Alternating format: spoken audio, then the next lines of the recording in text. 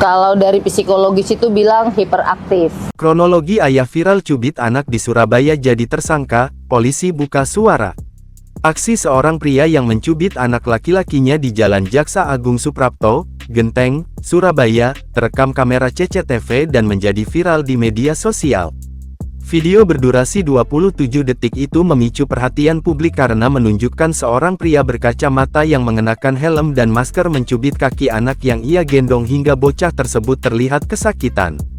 Belakangan, pria tersebut terungkap sebagai ayah kandung korban.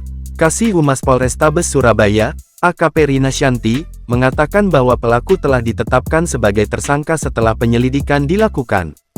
Kita temukan kemarin Kamis pukul 7 waktu Indonesia Barat.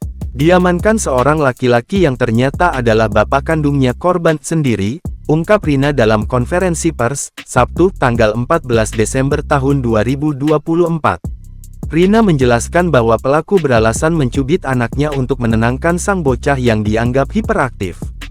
Anak ini kalau dari psikologis dibilang hiperaktif, jadi memang dia dicubit. Bapaknya ngaku dicubit hanya untuk mendiamkan anak ini, bukan karena marah atau gimana, enggak, jelasnya. Namun, penyidik menilai tindakan tersebut telah melampaui batas mendisiplinkan anak. Proses visum kini dilakukan untuk memastikan dampak fisik akibat cubitan tersebut.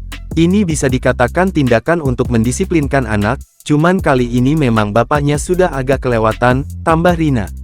Pelaku dikenakan pasal 80 ayat 1 Undang-Undang Nomor 23 Tahun 2002 tentang Perlindungan Anak, dengan ancaman hukuman 3 tahun 6 bulan penjara.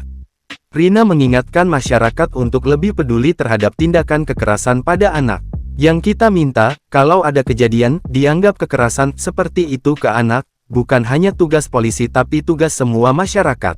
Karena anak itu dilindungi oleh kita semua, tegasnya.